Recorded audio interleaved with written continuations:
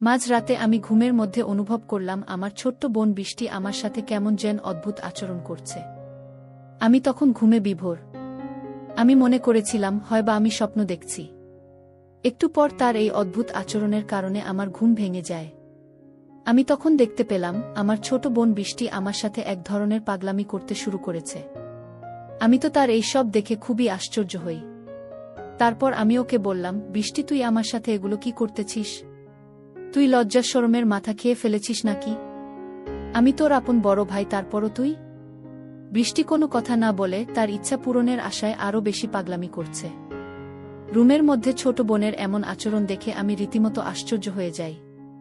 আমি তখন বৃষ্টির চোখে মুখে শুধু বাসনার রং দেখতে পাচ্ছিলাম।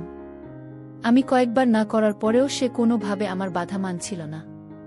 আমার ছোট বোন হয়েও সে কি যেন অদ্ভুত এক সুখের আশায় আমাকে একটা ধাক্কা মেরে ফেলে দিয়ে ও আমার সাথে যা করল তা শুনলে আমি গ্যারান্টি দিয়ে বলতে পারি তোমাদের পানি চলে আসবে। তাই বন্ধুরা, তোমাদের পায়ে ধরে বলি, অন্তত আজকের ভিডিওটি শুরু থেকে শেষ পর্যন্ত দেখো। গল্পটি শেষ পর্যন্ত শোনার জন্য তোমাদের সকলের কাছে আমার বিশেষ অনুরোধ রইল। হ্যালো বন্ধুরা, আমি আবির। বর্তমানে আমার বয়স 24 বছর। আমি পড়ালেখা শেষ করে একটা প্রাইভেট কোম্পানিতে চাকরি করছি। আমার বাড়ি সুনামগঞ্জ, কিন্তু চাকরির সুবাদে আমি সিলেট থাকি। আমার পরিবারে আমি, মা, বাবা আর ছোট বোন বৃষ্টি। আমার ছোট বোনের বয়স 17। ওই বছরে এসএসসি পরীক্ষা দিবে। বাবা সুনামগঞ্জ শহরে কাঠের ব্যবসায় করেন আর মা গৃহিণী। এবার আসি আসল ঘটনায়। সামনে আমার ঈদের ছুটি, তাই বাড়ি যাওয়ার প্রস্তুতি নিলাম। বাড়ির সবার জন্য কেনাকাটা করলাম। ছোট বোন বৃষ্টির জন্য একটা 3 পিস ও একটা কালো বোরকা কিনলাম। বাবার জন্য পাঞ্জাবি ও মার জন্য কাপড় কিনলাম। সবার জন্য কেনাকাটা করে আমার অনেক খুশি লাগছিল। ট্রেনের টিকিট আগেই কেটে রেখেছিলাম, তাই ঈদের 4 দিন আগে বাড়ি দিকে রওনা দিলাম। আর একটা কথা, আমি প্রায় 1 বছর পর বাড়ি যাচ্ছি। চাকরিতে জয়েন করার পর আর বাড়ি যাওয়া হয়নি, তাই সবার জন্যই কম বেশি কেনাকাটা করেছি, বিশেষ করে আমার আদরের ছোট বোন বৃষ্টির জন্য। দীর্ঘ 4 ঘন্টা বাসে করে অবশেষে বাড়ি পৌঁছলাম, কারণ সুনামগঞ্জ শহর থেকে অনেক ভিতরে আমাদের বাড়ি। বাড়ি পৌঁছাতে প্রায় রাত 9টা বেজে গেল। বাড়ি গিয়ে দেখি সবাই ঘুমিয়ে গেছে। মাকে ডেকে তুললাম। তারপর খাওয়া দাওয়া শেষ করে আমিও ঘুমিয়ে গেলাম। অনেক রাত হয়েছে, তাই বৃষ্টিকে আর ডাকলাম না। ভোর 6টায় দেখি ছোট বোন বৃষ্টি ডাকাডাকি শুরু করেছে। রুমের দরজা খোলা ছিল, তাই ও বিছানার পাশে গিয়ে ভাইয়া ভাইয়া বলে ডাকছে আর বলছে, ভাইয়া, আমার গিফট কোথায়? আমি ঘুম ঘুম চোখে বলছি, যা এখান থেকে পরে নিস। এখন আমাকে ঘুমাতে দে। কিন্তু ও নাছোড় বান্দা, ও গিফট না নিয়ে যাবেই না। তাই আমার গায়ের কম্বল ধরে টান দিয়ে কম্বল নিয়ে গেছে। আমি লাফ দিয়ে উঠে দেখি আমার অবস্থা খারাপ। আমার তো লজ্জা অবস্থা খুবই খারাপ, আর এদিকে ও খিলখিল করে হাসছে আমাকে এই অবস্থায় দেখে। আমি তাড়াহুড়া করে বিছানার পাশ থেকে উঠলাম আর ভালো করে ওর দিকে তাকালাম। ওকে যেন আমি চিনতে পারছি না। এই 1 বছরে কত বড় হয়ে গেছে। একেবারে অচেনা লাগছে। তার রূপ আর সৌন্দর্য যেন উপচে পড়ছে। আমি এতদিন পর আমার আদরের ছোট বোনকে দেখছি, যেন আসমান থেকে নেমে এসেছে অচেনা এক পরী। আমার ঘরে এসেছে। শেষমেশ বৃষ্টির ডাকে আমার ধ্যান ভাঙল। বৃষ্টি বলল, এই ভাইয়া, কি দেখছিস এভাবে তাকিয়ে? মনে হচ্ছে এর আগে কোনো দিন আমাকে দেখিসনি। আমি বললাম, ও হ্যাঁ, আসলে তুই তো খুব বড় হয়ে গেছিস, আমি তোকে তো চিনতেই পারছি না। বৃষ্টি বলল, ভাইয়া, তুই আমাকে পরে মন ভরে দেখিস। আগে আমার জন্য কি এনেছিস তা আমাকে দে। আমি বললাম, আচ্ছা দিচ্ছি, দাঁড়া। এই বলে আলমারি থেকে ওর 3 পিস আর কালো বোরকা ওকে দিলাম। বৃষ্টি তো খুব খুশি। খুশিতে আমাকে এক আশ্চর্যভাবে ধরল। ওর এই আশ্চর্যভাবে ধরাতে আমার অবস্থা কিছু খারাপ হতে লাগল। একটু পরে বাথরুমে গিয়ে ফ্রেশ হলাম। বাথরুম থেকে বের হয়ে সকালের নাস্তা করলাম। নাস্তা করে রুমে বসে মোবাইলে গেম খেলছিলাম। এমন সময় বৃষ্টি এসে বলল, ভাইয়া, ঈদে আমাকে নিয়ে সুনামগঞ্জ চা বাগানে ঘুরতে যেতে হবে।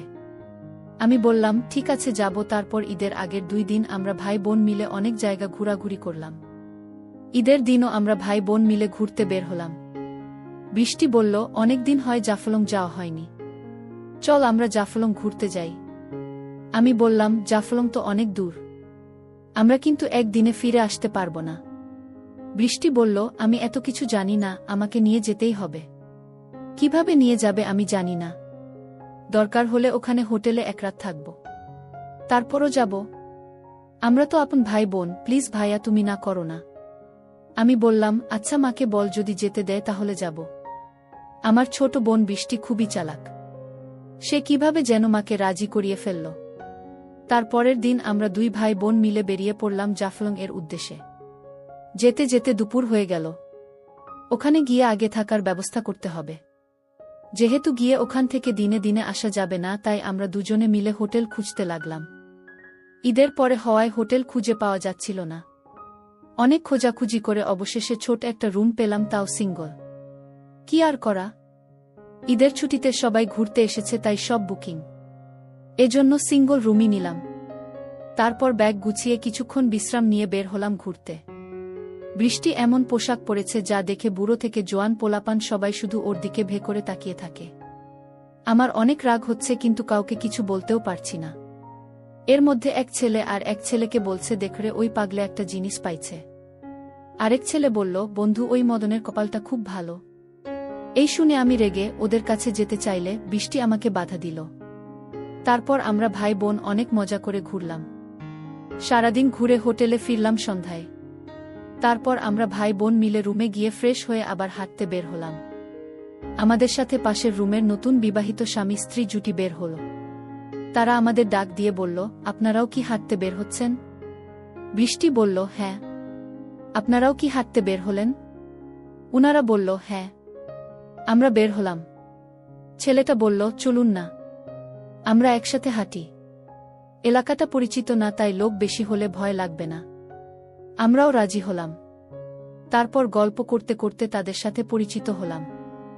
ছেলেটার নাম হল রাকিব, আর মেয়েটার নাম পায়েল। হঠাৎ করে পায়েল বলে উঠল, আপনাদের না দুজনের খুবই মানিয়েছে।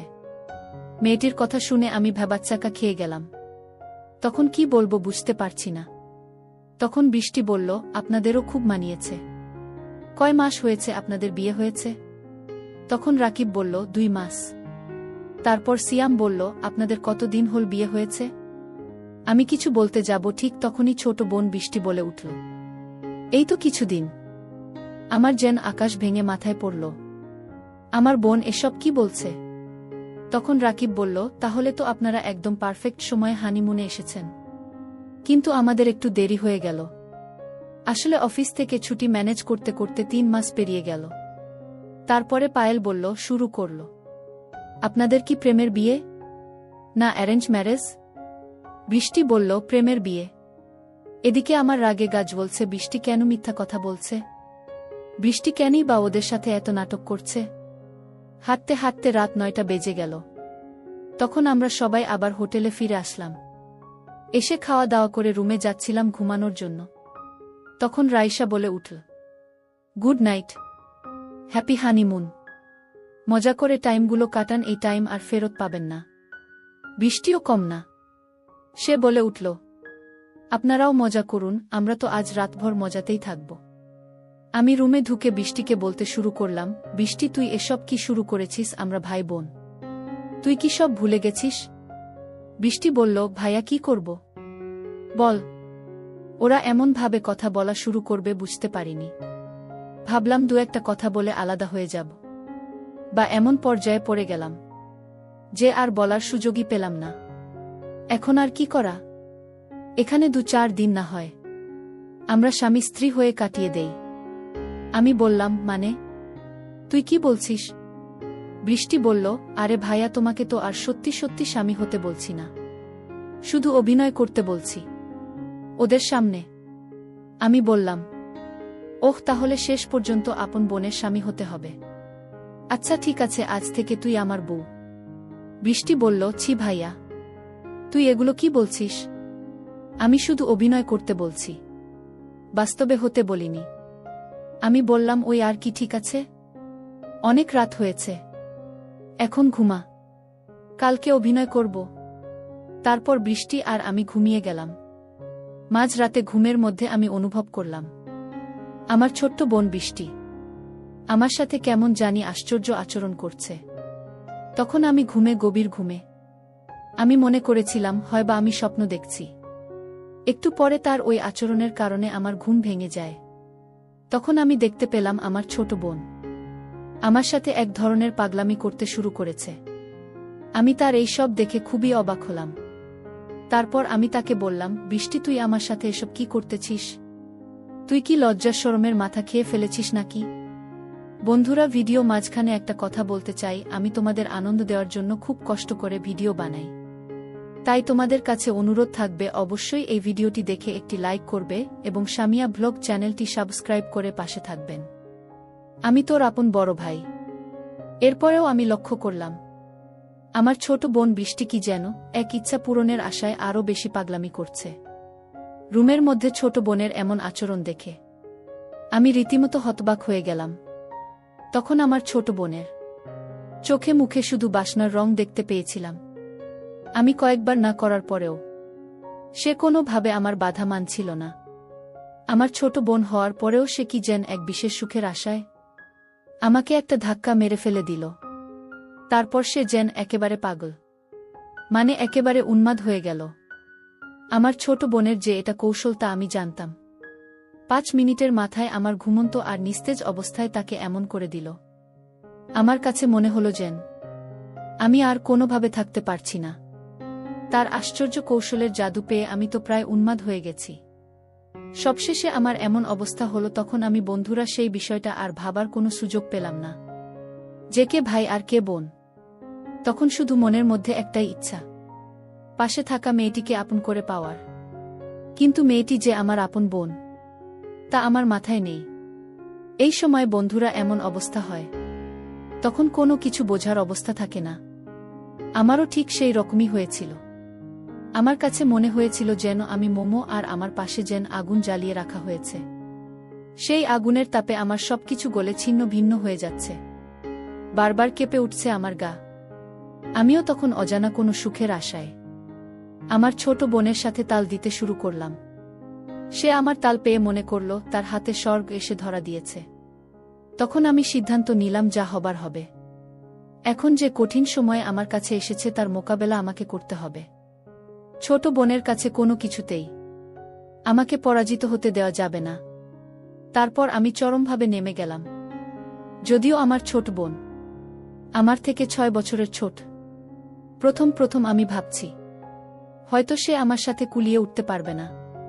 তারপর আমি যা দেখলাম তাতে তো আমি পুরোই আশ্চর্য। প্রায় 1 থেকে 1.5 ঘন্টা একনাগাড়ে প্রদর্শন করার ফলেও সে বিন্দু পরিমাণ ক্লান্ত হয় নাই।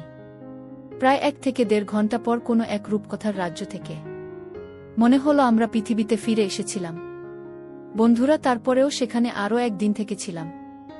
আর সেই একদিনেও আমার ছোট বোনের সাথে আমার এই রকমই হয়েছিল। বন্ধুরা, ঘটনাটি আমার অতীতের একটি অপ্রত্যাশিত ঘটনা, যা হয়তো তোমাদের বিশ্বাস হবে না। তারপরেও এটাই সত্যি। বন্ধুরা, এই পৃথিবীতে হয়তো এরকম কিছু ঘটনা ঘটে যা কখনো বিশ্বাসের অযোগ্য বলে মনে হয়। তারপরেও ওইসব ঘটনা বাস্তব। আমার ক্ষেত্রেও ঠিক তেমনি হয়েছিল। সবশেষে আমি তোমাদেরকে বলবো, বন্ধুরা, যখন কোনো ছেলে অথবা মেয়ে সাবালক হয় তখন প্রত্যেকটা মানুষ, মানে ভাই হোক, বোন হোক অথবা বাবা বা অন্য যে কেউ হোক না কেন, তাদের সকলের শালীনতার থাকা প্রয়োজন। একসাথে বসবাস করা, একসাথে থাকা, সব কিছু থেকে পৃথক থাকাই উচিত। এতে করে মানুষের ইচ্ছা কম থাকবে। তাহলে হয়তো এরকম ধরনের নিষিদ্ধ দুর্ঘটনা আমাদের সমাজে কম হবে। আর সবচেয়ে বড় কথা হচ্ছে, আমাদের সমাজে যে সমস্ত লোকেদের এরকম ধরনের মন মানসিকতা, তাদের প্রত্যেকেরই চরিত্রটা সংস্কার করা প্রয়োজন। বন্ধুরা, আজকে এই পর্যন্তই। আবারও আসব তোমাদের মধ্যে নতুন কোনো গল্প নিয়ে। গল্পটি যদি তোমাদের ভালো লাগে তাহলে একটি লাইক দাও। প্রতিদিন রাতে আমি তোমাদেরকে এরকম মজার নতুন গল্প উপহার দিব। তাই তোমাদের বিশেষ অনুরোধ করে বলছি, তোমরা যদি এরকম ধরনের মজার গল্প পেতে চাও তাহলে দয়া করে আমার সামিয়া ব্লগ চ্যানেলটি সাবস্ক্রাইব করো। অবশেষে তোমাদের সবার সুস্বাস্থ্য কামনা করি। ভিডিওটি দেখার জন্য তোমাদের সকলকে অসংখ্য ধন্যবাদ।